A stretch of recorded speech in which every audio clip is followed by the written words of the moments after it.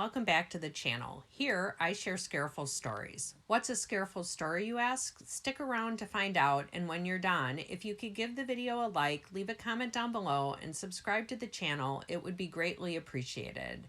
Before I get into today's story, I just wanted to say, wow, I feel like I haven't recorded a video in a really long time. Things have just been really crazy between work, kids, and trying to have a personal life. I keep hoping to get caught up and to have time to film a few videos, but yeah, that just hasn't worked out for me yet. And now, onto the scareful story of the brutal murder of 7 people at Frank Lloyd Wright's Wisconsin home, Taliesin, including the murder of his mistress and her 2 young children. The other day, I came across the story of a unique home for sale in Mount Pleasant, Wisconsin. It's a home designed by Frank Lloyd Wright in 1954 that has never been on the market before. And for a house designed by possibly the most famous U.S. architect, it seems to be bargain priced at only $725,000. That's a bit out of my budget, but maybe not yours. Seeing that home for sale reminded me of a book that I read many years ago about the many wives and loves of Frank Lloyd Wright, perhaps most famous being his mistress, who was murdered at his beloved home, Taliesin. But before we get there, we need to go back to the beginning. Frank Lloyd Wright was born in 1867 in Richland Center, Wisconsin. His father was a musician and preacher,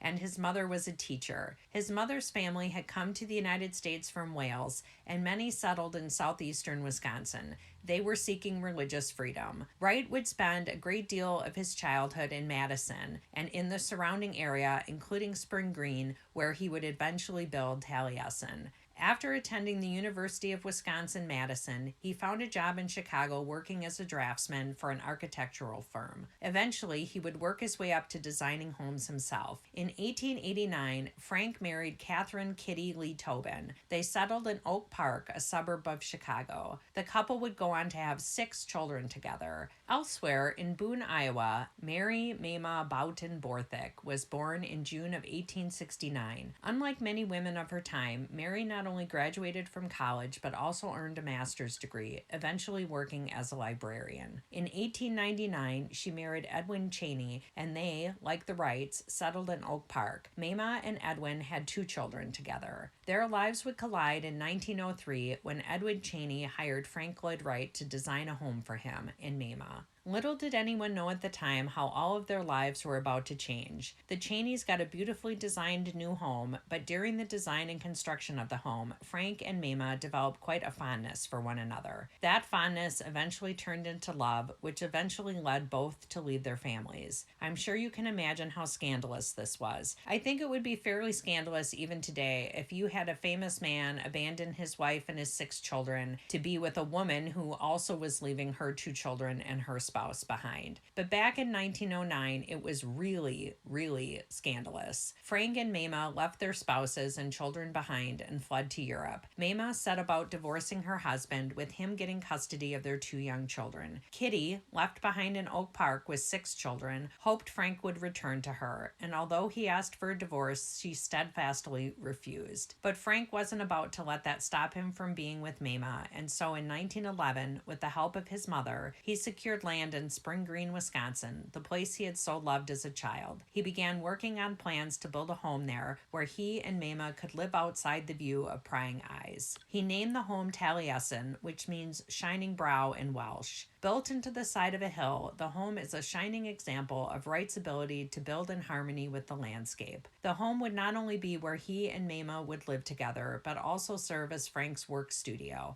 as he was no longer able to work in Chicago given the scandal over his and Mamah's affair. As years passed, the scandalous nature of their relationship seemed to die down at least a bit. Mamah wrote to a friend, "You will be interested, I think, to know how our attempt to do what we believed right has succeeded. I can now say that we have, I believe, the entire respect of the community in which we live. I have never encountered a glance otherwise, and many kind and thoughtful thoughtful things have been done for us by the people around here. Frank and Mamah seemed to believe they would have their happy ending after many years of trying times. Fate had other plans. In the summer of 1914, Frank was busy working on designing and constructing the Midway Gardens in Chicago, so he was often away from Taliesin. Mamah stayed at home with her children, John 12 and Martha 8, who had come to visit for the summer. Over the summer, other people would often be at the home. Frank had his studio at Taliesin, so there were often draftsmen at the home, along with people who worked there. That summer, Frank and Mamah had hired a married couple to work as a cook and a handyman. Julian Carlton was 30 years old and a native of Barbados. He acted as the handyman and servant, while his wife Gertrude worked as the cook.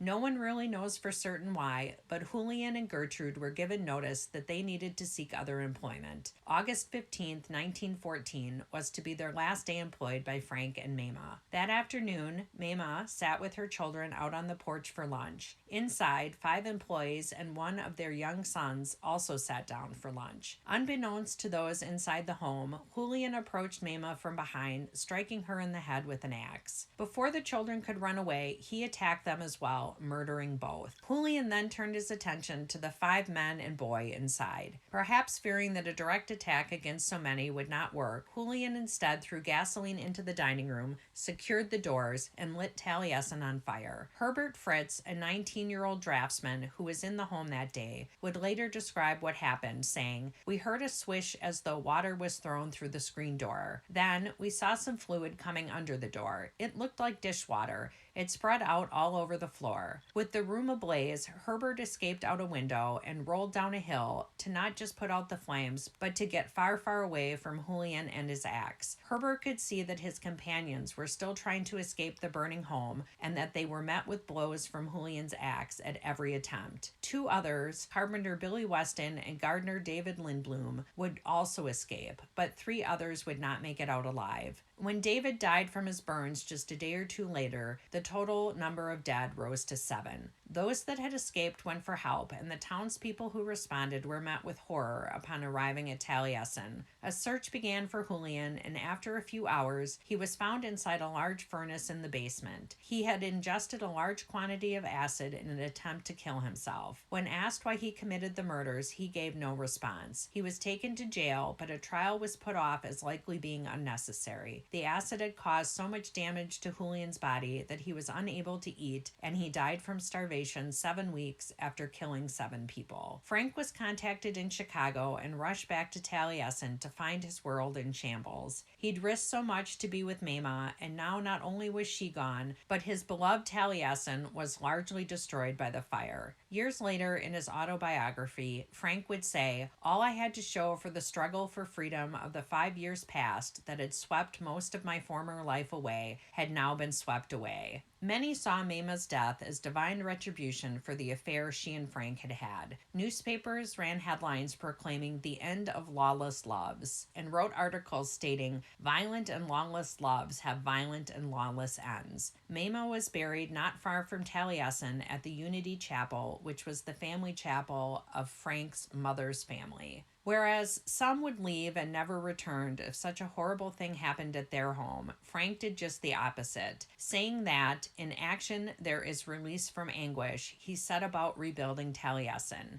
He also set about meeting someone new, quickly beginning a new relationship with a woman who wrote a condolence letter. Still married to Kitty, Frank would carry on a 10-year relationship with Maud Miriam Hicks, eventually marrying her when Kitty finally granted him a divorce in 1922. 6 months after their marriage, they separated. A mere 1 year later, Frank met and married his 3rd wife, Olga Vanna Hinzenberg. Olga and her daughter moved into Taliesin, but tragedy would strike the home once again, this time in the form of lightning. In 1925, a lightning strike caused another fire at Taliesin, and once again, many portions of the home burnt to the ground. Thankfully, though, this time, no one was injured. Like the time before, Frank set about rebuilding Taliesin and took the fire as a chance plans to redesign the home. Frank would say of his almost obsession with Taliesin, "I meant to live, if I could, an unconventional life. I turned to this hill in the valley as my grandfather before me had turned to America, as a hope and haven." Taliesin 3 still stands today in Spring Green, Wisconsin. Some say that it's haunted by those tragic events that happened there over 100 years ago. People claim to have seen a lady in a white gown, windows opening and closing on their own, and also lights turning off and on. Could it be that Mamah still resides at Taliesin, if only in spirit? Let me know what you think about the scareful story of the gruesome murders at Taliesin.